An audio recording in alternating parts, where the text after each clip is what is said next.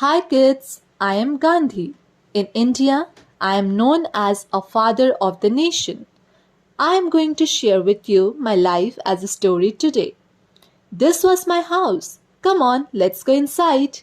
That's my dad, Karamchand Gandhi, my mom, Putlibai.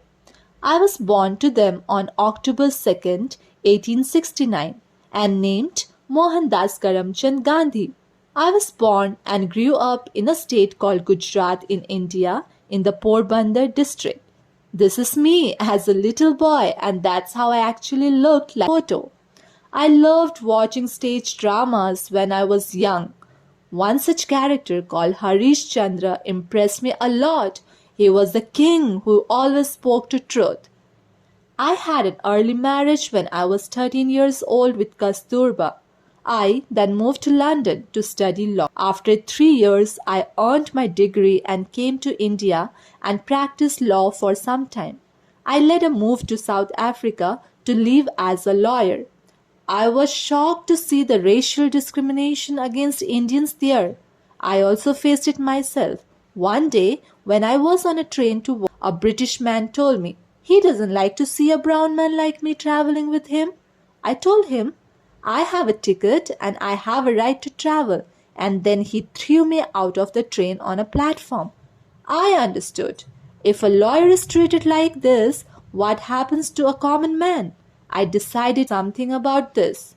I then organized many meetings and made public speeches. We did non-violence protest for our equal rights. That is when I met Thalyani Valyami, a 16-year-old Tamil girl in South Africa who inspired me to successfully continue the fight for equality. After some successes through our equal right protest, I returned to India in 1915. British ruled the India that time. I learned there are a lot of taxes imposed on Indians there. I wanted to make a change, so I joined Indian National Congress Party. During this time, Sardar Vallabhbhai Patel saw my English speeches and ideas and told me to travel around India to understand the people of India and serve them better. While traveling, I came to Madurai city and I saw how the farmers and the poor lived undressed. My choice of clothing changed on this trip. I started making my own simple hand-spun cloth with spinning wheel and refused to wear Western clothing from thereafter. I also did many non-violence protests, the sort to break the British salt laws was very well known. I focused on satyagraha, which means holding on to truth, a principle of non-violence. I engaged in fasting and more non-violent protest. I have many times for this. People of India call me as Mahatma, meaning a person regarded with love and respect. Eventually, we succeeded and India earns its independence on 15th August 1947. I was then assassinated on January 30th, 1948 by an Indian named Nathuram Godse, as his beliefs differ from mine. One of my favorite quotes is, "You must be the change you wish to see in the world."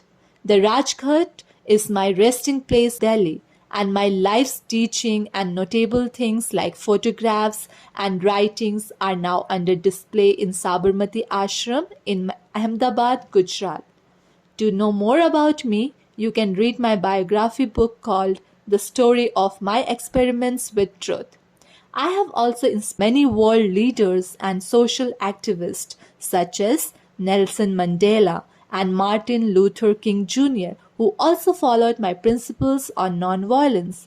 So, kids, try to follow these key principles in life. Be true to all. Be honest in everything you do. Don't get into trouble. Don't get into bad habits. Follow non-violence path to achieve success. And remember the three wise monkeys: see no evil, hear no evil, and speak no evil. Well, we have come to the end of my story. Hope you kids enjoyed it. Hi kids, I am Gandhi. In India, I am known as a father of the nation. I am going to share with you my life as a story today. This was my house. Come on, let's go inside. That's my dad, Karam